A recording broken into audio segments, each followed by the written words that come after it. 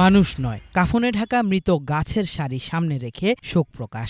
এমন ব্যতিক্রম দৃশ্য দেখা গেছে রাজধানীর মৃতপ্রায় পান্থকুঞ্জ পার্কে। সেখানে কেটে ফেলা গাছের গুঁড়িকে পরানো হয়েছে কাফনের কাপড়, আর কফিনকে ঘিরে শোক প্রকাশ করেছেন কয়েকজন পরিবেশকর্মী।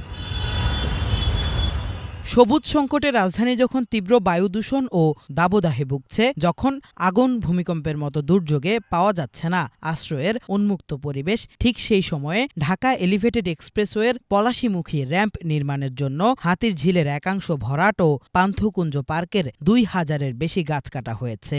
এই ঘটনায় প্রাণ হারানো গাছের জন্য শোক প্রকাশে বুধবার মাগরিবের নামাজের পর এমন ব্যতিক্রমী শোক কর্মসূচি পালন করেন এই তরুণরা। আইন হওয়া উচিত। গাছ হত্যা হলে জেল না হোক, কিন্তু ওকে আমরা দোষী সাব্যস্ত করতে পারি যে ও হত্যাকারী, ও গাছ খুনি। এটাই মূল মেসেজ, যে এই সরকার গাছ খুনি, এই সোসাইটি গাছ খুনি। আমি যদি গাছ হত্যা করি, আমিও গাছ খুনি।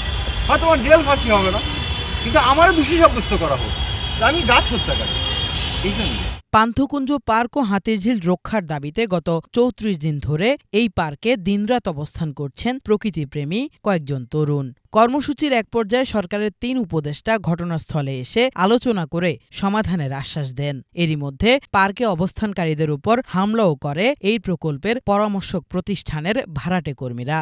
এত কিছুর পরও সরকারের পক্ষ থেকে কোনো উদ্যোগ দেখা না যাওয়ায় ক্ষোভ প্রকাশ করেন আন্দোলনকারীরা। আপনারা জানেন, কারওয়ানবাজার থেকে পলাশী পর্যন্ত এলিভেটেড এক্সপ্রেসওয়ের সংযোগ সড়ক নির্মাণ বাতিল এবং পান্থকুঞ্জ এবং হাতিরঝিল জলাধার রক্ষাসহ 4 দাবিতে আমরা বাংলাদেশ গাছরক্ষা আন্দোলনকারীরা 14 ডিসেম্বর থেকে টানা এখানে অবস্থান কর্মসূচি চালিয়ে যাচ্ছে 24 ঘন্টা থেকে।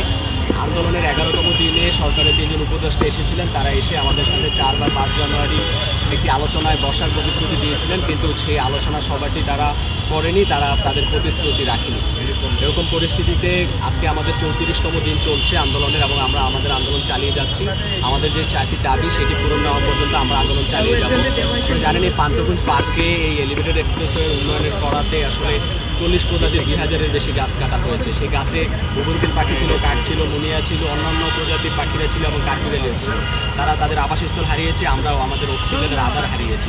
তো আজকে আমরা এখানে একটি প্রতীকী শোক আসলে আমরা এখানে উপস্থাপন করেছি, যে গাছেদেরও আসলে হত্যা, গাছেদেরও আসলে জীবন আছে, তাদেরকে আসলে যখন কাটা হয় তখন একটা বাস্তুতন্ত্র, একটা পুরোটাই আসলে হত্যা করা হয়। প্রকৃতি ধ্বংসকারী প্রকল্পটি বাতিল করে পান্থকুঞ্জ পার্ক আবারও জনগণের ব্যবহারের জন্য উন্মুক্ত করে দেওয়ার ঘোষণা আসার পূর্ব পর্যন্ত এই আন্দোলন চালিয়ে যাওয়ার কথাও জানান এই পরিবেশকর্মীরা।